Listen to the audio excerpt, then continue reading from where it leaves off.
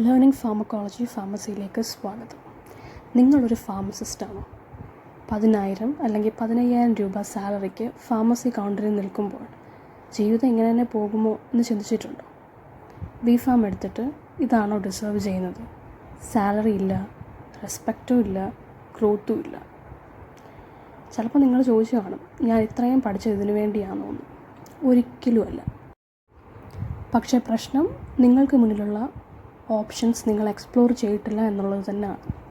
Corporate ഫീൽഡിൽ ഫാർമസിസ്റ്റിന് professional ഗ്രോത്തുള്ള ഒരുപാട് job opportunities ഉണ്ട്. അത് ലഭിക്കുകയാണെങ്കിൽ അത് ജസ്റ്റ് ഒരു ജോബ് ചേഞ്ച് മാത്രമായിരിക്കില്ല, നിങ്ങൾ ഡിസേർവ് ചെയ്യുന്ന ലൈഫിലേക്കുള്ള ഒരു ഫസ്റ്റ് സ്റ്റെപ്പാണ്. സോ നെക്സ്റ്റ് നമുക്ക് നോക്കാം ഏതൊക്കെയാണ് ബി.ഫാം ഗ്രാജുവേറ്റ്സിനും അതുപോലെ തന്നെ ഫാർമസിസ്റ്റിനും അവൈലബിൾ ആയിട്ടുള്ള ഓപ്ഷൻസ് ഏതൊക്കെയാണെന്ന് നോക്കാം ആഫ്റ്റർ ബി.ഫാം. ഒന്നാമത്തത് ക്ലിനിക്കൽ റിസർച്ച്. ഇതിൽ നമ്മൾ ക്ലിനിക്കൽ ട്രയൽസ് നയിക്കുകയും അതുപോലെ തന്നെ മാനേജ് ചെയ്യുകയാണ് ചെയ്യുന്നത്. രണ്ടാമത്തത് clinical data management. Trial data ഒക്കെ ശേഖരിക്കുകയും അത് അനലൈസ് ചെയ്യുകയും ചെയ്യുന്നതാണ് ഇതിൽ പ്രധാനമായിട്ട് നമ്മൾ വർക്ക് ചെയ്യുന്നത്. അടുത്തത് റെഗുലേറ്ററി അഫയേഴ്സ്. ഇൻ്റർനാഷണൽ റെഗുലേഷൻസ് അനുസരിച്ച് നമ്മൾ കംപ്ലയൻസ് ഉറപ്പാക്കണം, അതാണ് ഇതിൻ്റെ വർക്ക്. മെഡിക്കൽ റൈറ്റിംഗ്, അതായത് സയൻറ്റിഫിക് ഡോക്യുമെൻ്റ് റിപ്പോർട്ട്സ് തയ്യാറാക്കുന്നത്. പിന്നെ HEOR, health economics and outcomes research. Treatment outcomes, cost effectiveness ഇതൊക്കെ വിലയിരുത്തുകയാണ്.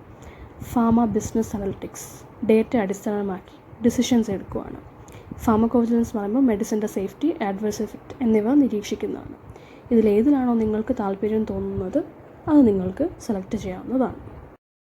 ചിലപ്പോൾ എൻട്രി ലെവൽ സാലറി കുറവായിരിക്കും, അത് വിഷയമാക്കേണ്ടതില്ല. കാരണം നിങ്ങൾ എക്സ്പീരിയൻസ് നേടിക്കഴിഞ്ഞാൽ നിങ്ങൾക്ക് തീർച്ചയായും അടുത്തൊരു കമ്പനിയിലോട്ട് മാറുമ്പോൾ ഹൈക്ക് ചോദിക്കാവുന്നതാണ്. അതായത് നിങ്ങൾക്ക് നെഗോഷിയേറ്റ് ചെയ്യാൻ പറ്റും. മിനിമം 30% വരെ മിനിമമാണ് പറഞ്ഞത്, നിങ്ങൾക്ക് ഹൈക്ക് ലഭിക്കുന്നതാണ്. അതുകൊണ്ട് എൻട്രി ലെവലിൽ സാലറി കുറവാണ് എന്നുള്ളതിനെ ഒരു നെഗറ്റീവായിട്ട് കാണേണ്ട ആവശ്യമില്ല.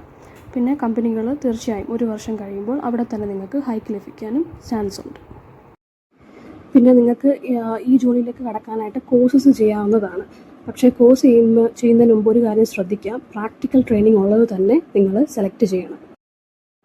ഇപ്പോൾ നിങ്ങൾ ഫാർമക്കോ വിജിലൻസിലാണ് ട്രെയിനിങ് ചെയ്യാൻ ഉദ്ദേശിക്കുന്നതെങ്കിൽ പ്രാക്ടിക്കൽ ട്രെയിനിങ് ഉള്ളത് തന്നെ തിരഞ്ഞെടുക്കുക. കാരണം എന്താണെന്ന് വെച്ചാൽ സേഫ്റ്റി ഡേറ്റാബേസിൽ നിങ്ങൾക്ക് ഒരു എക്സ്പോഷർ ലഭിക്കും. കാരണം അവർ പ്രാക്ടിക്കൽ അസൈൻമെൻറ്റും കാര്യങ്ങളും എല്ലാം ചെയ്യും. അതുകൊണ്ട് മെഡ്ര, ICSR വർക്ക് ഫ്ലോ, ഇങ്ങനെ ഡേ ടു ഡേ ജോബിൽ നമുക്ക് ആവശ്യമായ കാര്യങ്ങളിൽ കൂടുതൽ ഫെമിലിയർ ആകാനായിട്ട് സാധിക്കും. ഇപ്പം ഇങ്ങനെയുള്ള കോഴ്സിനൊന്നും ചേരാൻ പറ്റുന്നില്ലെങ്കിൽ സെൽഫായിട്ട് നമുക്ക് പഠിക്കാവുന്നതാണ്.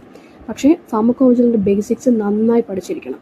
എന്താണ് ഫാർമക്കോവിജിലൻസ്, അതിൻ്റെ ഇമ്പോർട്ടൻസ് എന്താണ് ആഡ്വേഴ്സ് ഇവൻറ്റ്, സീരിയസ് എന്താണ്, നോൺ സീരിയസ് എന്താണ്, ICSRൻ്റെ ലൈഫ് സൈക്കിൾ എന്തൊക്കെയാണ്, അങ്ങനെ പഠിച്ചിരിക്കണം. നിങ്ങൾ ഏത് ഫീൽഡാണോ എടുക്കുന്നത് അതിൻ്റെ ബേസിക്സിൽ നല്ല നോളജ് നിങ്ങൾക്കുണ്ടായാൽ കോഴ്സിൻ്റെ ആവശ്യങ്ങളോ ഒന്നും ഇല്ല. കാരണം അവർ പ്രത്യേകം നോക്കും നിങ്ങളുടെ സ്കിൽസാണ്, എങ്ങനെ നിങ്ങൾ ഇൻ്റർവ്യൂവിനെ കോൺഫിഡൻ്റ് ആയിട്ട് ഫേസ് ചെയ്യുന്നു, നിങ്ങൾക്കൊരു സ്ട്രോങ് ഫൗണ്ടേഷൻ ഉണ്ട്. ഇതാണ് മെയിൻലി കമ്പനികൾ നോക്കുന്നത്.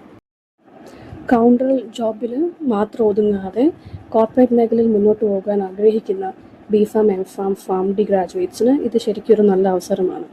അതുപോലെ തന്നെ ഡോക്യുമെൻറ്റേഷൻ, പേഷ്യൻ്റ് സേഫ്റ്റി എന്നിവയിൽ താല്പര്യമുള്ളവർക്കും പുതിയ സ്കിൽസ് പഠിക്കാൻ തയ്യാറായവർക്കും ഫസ്റ്റ് സാലറി മാത്രം നോക്കാതെ ലോങ് ടേം ഗ്രോത്ത് ലക്ഷ്യമിടുന്നവർക്കും ഈ ഫീൽഡ് ഒരു നല്ല കരിയർ ഓപ്ഷനാണ്. നിങ്ങൾക്ക് ഈ വീഡിയോ ഇഷ്ടമായെന്ന് വിശ്വസിക്കുന്നു. നിങ്ങളുടെ അഭിപ്രായങ്ങൾ കമൻറ്റ് ബോക്സിൽ രേഖപ്പെടുത്തുക. അതുപോലെ തന്നെ ലൈക്ക് ആൻഡ് ഷെയർ, സബ്സ്ക്രൈബ്.